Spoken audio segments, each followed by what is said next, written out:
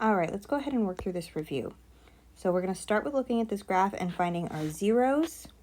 Remember, our zeros are also known as our roots, our solutions, and our x-intercepts. So our x-intercepts, we've got 1 at -1, 0.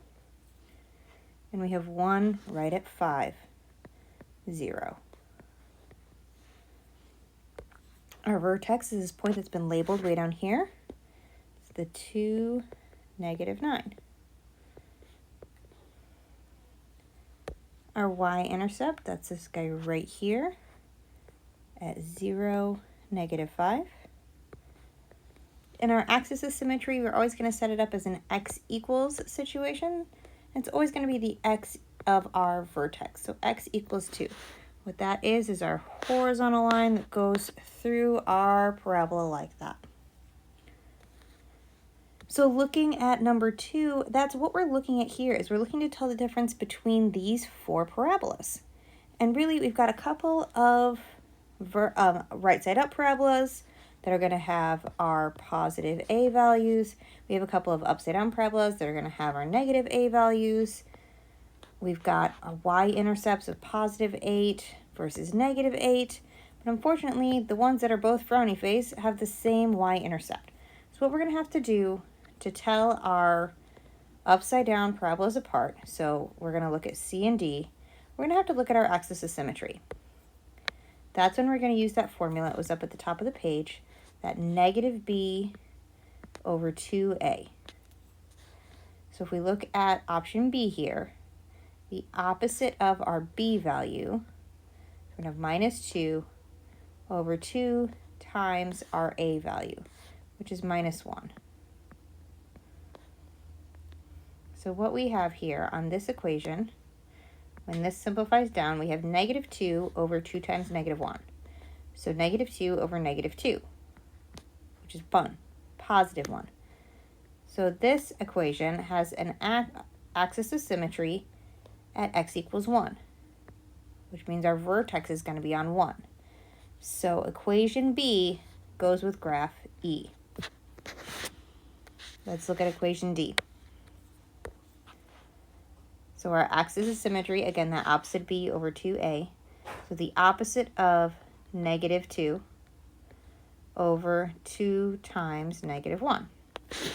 So we get +2 over -2, or -1. So equation D has a equation D has an axis of symmetry at -1. Since it's got a downward facing parabola with an axis of symmetry as -1, that's going to be this guy over here. So equation D goes with graph F.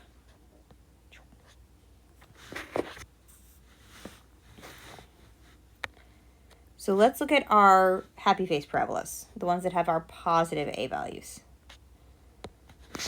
So we're going to take our, just like we did before, our opposite of our b value, -2, over 2 times +1, because our a value is +1 this time.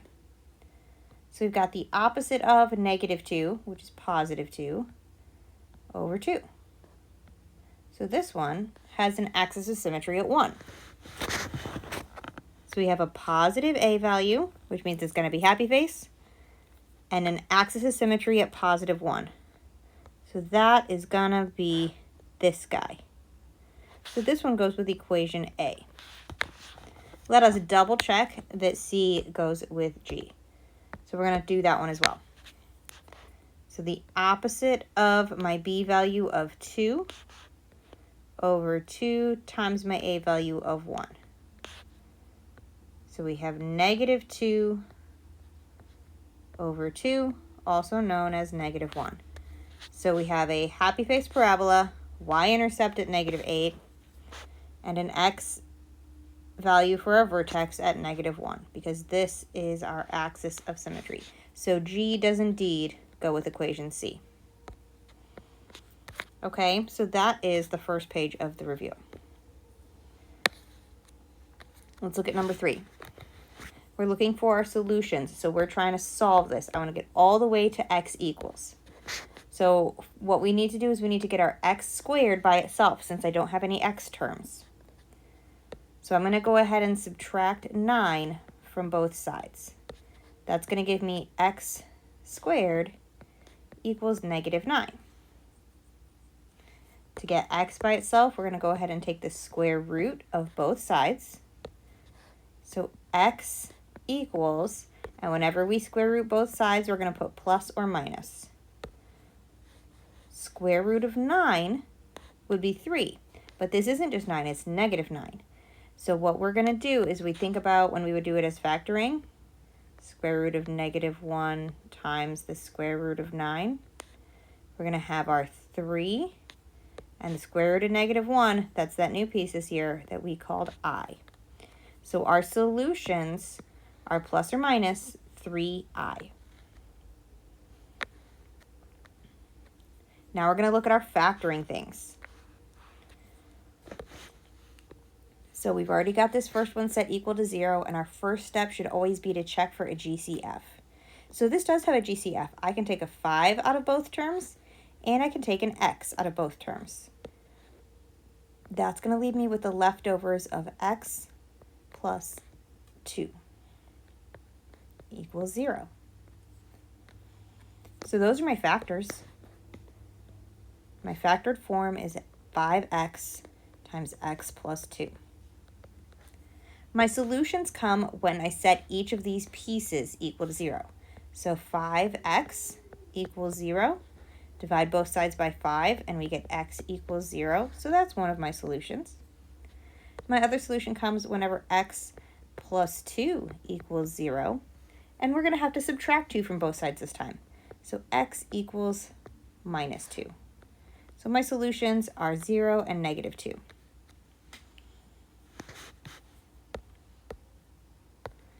Let's go ahead and look at this middle one. I'm going to give us a little barrier here. This one, I do have a middle term, so I'm going to keep it set equal to 0. This is when we're going to use that x frame, where we take our a times c at the top, b goes at the bottom. So my a is 1, my c is -21, so we have -21. My b goes at the bottom, which is -4.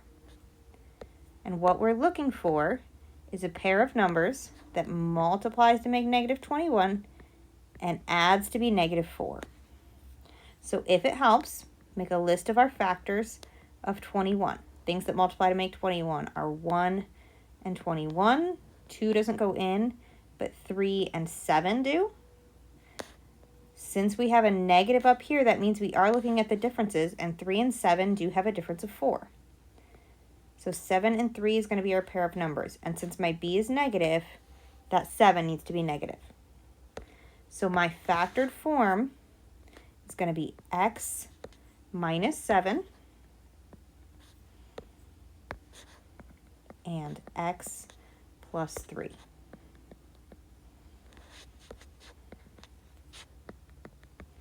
Those are our factors.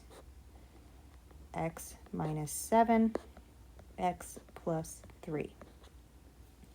Our solutions come when we set those equal to 0. X minus 7 equals 0.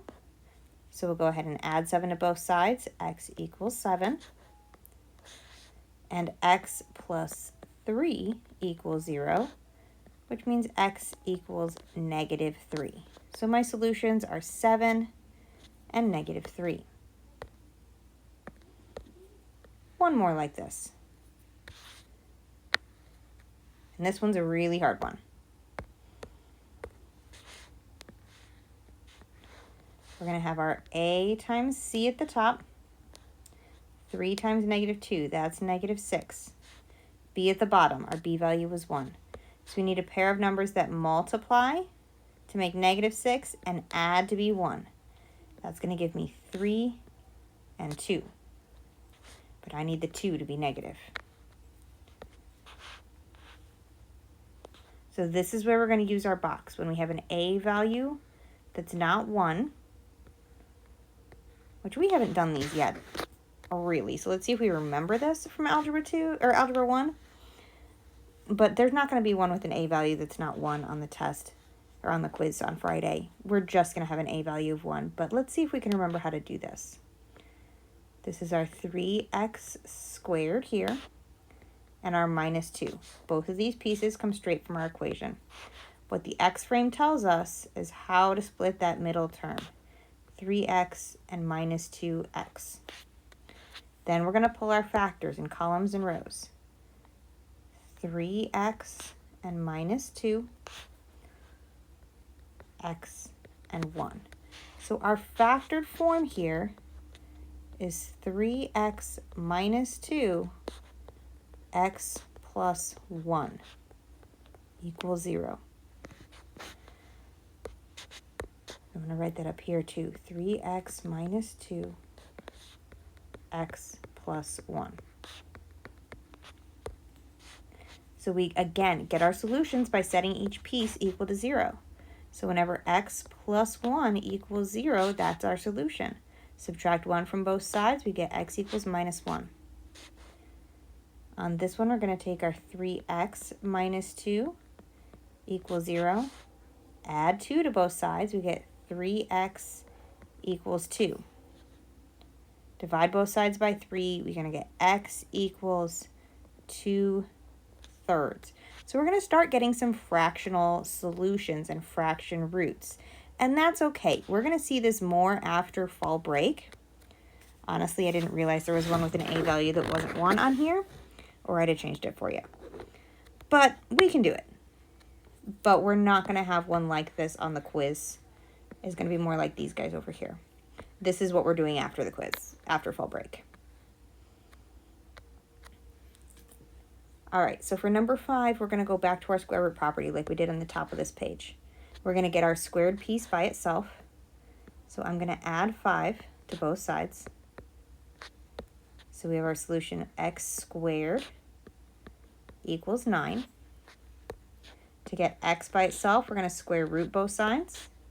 And we get that x equals plus or minus, whenever we square root both sides of something, 3. Whenever we square root both sides of something, you add that plus or minus.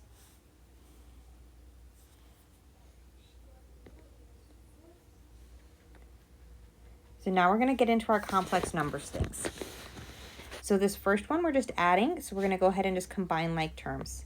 I've got my 4 and 5 giving us 9. And we have 2i minus 8i giving us minus 6i. On part B, we're going to have to distribute our minus sign first to get minus 4 plus 3i minus 6 plus 4i. It is very, very important that you distribute that minus sign through. Minus 4 and minus 6 combine together to get minus 10. 3i plus 4i gives us plus 7i.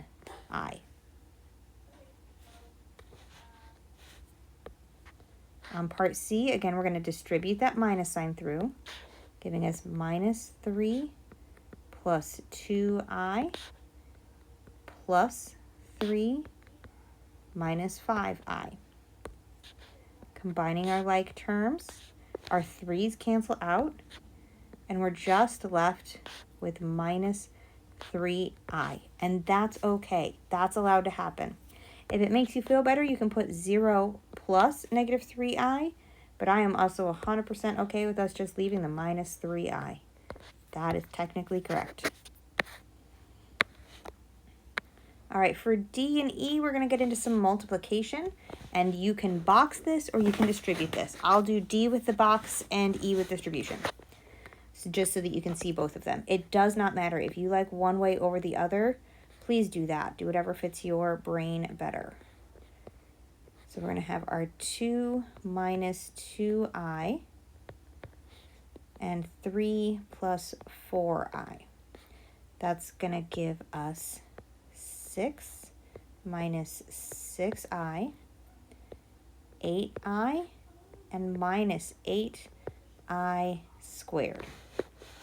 So when we pull these all out and line them up, we're going to have 6 minus 6i plus 8i minus 8i squared. So we're going to start with combining some like terms here.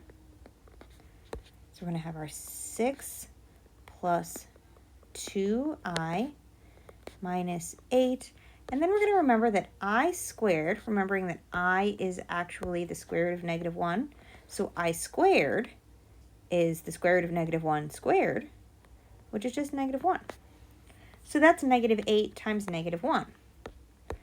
So what we really have there is a plus 8. This is 6 plus 2i plus 8. And we can then combine some like terms together with the 6 and the 8 to get 14 plus 2i.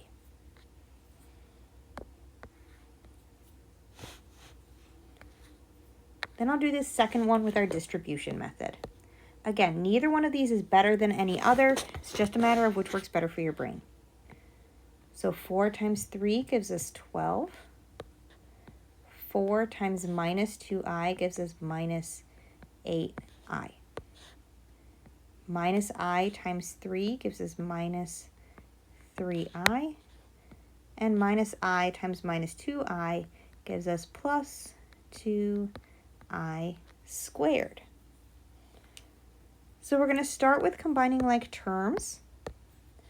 That's going to give us 12 minus 11i plus 2i squared. We're going to remember that I squared actually equals negative 1. So this is 12 minus 11i plus 2 times negative 1.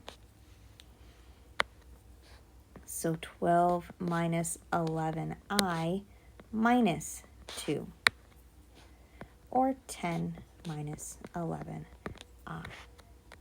Again, it does not matter which technique you do, whether you do our box method or you do our distribution method. These are both just tools to help you keep things organized. The order itself does not matter. It's just a tool to get you organized. So then what we're going to do is we are going to look at f over here, and we're going to do some simplification so that we can deal with these imaginary numbers. So we're going to have here our square root of 6 becomes negative 1 times 6, and our square root of negative 4 becomes square root of negative 1 times 4. So this becomes I square root of 6 times I square root of 4. Well, square root of 4 we know is 2. So we have 2i squared square root of 6, which is really close to being a really great answer. But just like we saw in the previous problem, I squared actually equals negative 1. So this is 2 times negative 1 times the square root of 6. So this is negative 2 square root of 6. And that's our answer. Let's look at G. It's a very similar thing. I can rewrite the square root of negative 81 as the square root of negative 1 times 81. The reason we want to do that is so I can split it apart. Negative 1 times square root of 81. Because the square root of 81 we know is 9, and the square root of negative 1 is the piece we call I. So we have I times 9, or 9i. And our last one in this section, it's the same kind of thing, where we're going to take our square root of negative 27. I'm going to make it negative 1. And 27, I'm actually going to break up into two pieces. I am going to make that be 3 times 9. The reason I do that is because 9 is the biggest perfect square inside 27.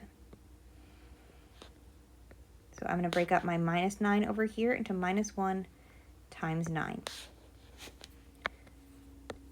That way we wind up with the square root of negative 1 times the square root of 3 times the square root of 9 times the square root of negative 1 times the square root of 9. This piece is an I. We cannot simplify the square root of 3, so that one's just going to come down. The square root of 9 is just 3. Square root of -1, that's I. And square root of 9 again is 3. All of these pieces are being multiplied together. So what we wind up with is I times 3 times I times 3 times square root of 3. Or 9I squared square root of 3. We talked about in the previous problems, I squared actually equals -1. So this is -9 square root of 3.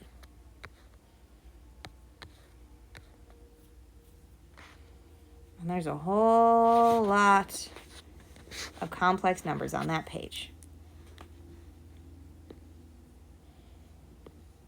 And this is our last page. We're going to look at some graphs here. This asks you to graph the parent function. Again, I'm not going to ask you to do that. You don't have to if it doesn't help you. What we're going to do is we're going to graph our transformed function. So what we have here is we have our transformation form, where we are going to find our A, our H, and our K. So A here equals 3. Our H equals 2. And our K equals -7. We take our parent function, where we had our x's and we found our y's for x squared of -2, -1, 0, 1, and 2, with our parent function giving us 4, 1, 0, 1, and 4. To make our transformations, that's when we do our x plus h and our y times a plus k. So I'm going to take my x values from my parent function, and we are going to add h. So we're going to add 2. So it's going to give us -2 plus 2 gives us 0. -1 plus 2 gives us 1. 0 plus 2 gives us 2. 1 plus 2 gives us 3. And 2 plus 2 gives us 4. For my times a plus k, we're going to go times 3 minus 1. So 4 times 3 is 12, minus 1 is 11. 1 times 3 is 3, minus 1 gives us 2. 0 times 3 is 0, minus 1 gives us -1. 1 times 3 is 3, minus 1 gives us 2, and 4 times 3 is 12, minus 1 gives us 11. So that gets us our points to plot. 0, 11 is off my graph by a far, far margin. 1, 2 is right here. 2 minus 1 is right here. 3, 2 is right here. And 4, 11 is far, far, far off my graph. So we're going to kind of sketch this out. Looks like that. We can see from our picture our transformations, and we're going to get from our a values specifically what they are. Our a being 3 means we have a vertical stretch, because that number is bigger than 1. It is stretched.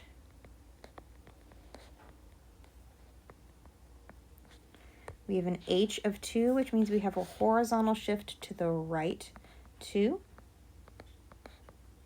And a k of -1 means the whole function has shifted down 1 unit. And we do the same kind of thing on number 11. We are going to find our a. In this case, it's -2. We have our h of -1. And our k of +3. So we're going to take our parent function. It's the same one from the previous graph. -2, -1, 0, 1, and 2. With y values of 4, 1, 0, 1, 4. And we're going to do our transformation. X plus h, y times a plus k. So we're going to add 1 for my x plus h. -2 plus 1 gives us -1. -1 plus 1 is 0. Then we have 1, 2, and 3. We have our y times a plus k. So our y values times -2 plus k plus 3. So we're going to have 4 times -2, which is -8, plus 3 is -5. 1 times -2 is -2, plus 3 is a positive 1. 0 times -2 is 0, plus 3 is 3. 1 times -2 is -2, plus 3 is 1. And 4 times -2 is -8, plus 3 is -5. And that gives us our points to plot. So -1, -5, it's down here. 0, 1, 1, 3, 2, 1, and 3, -5.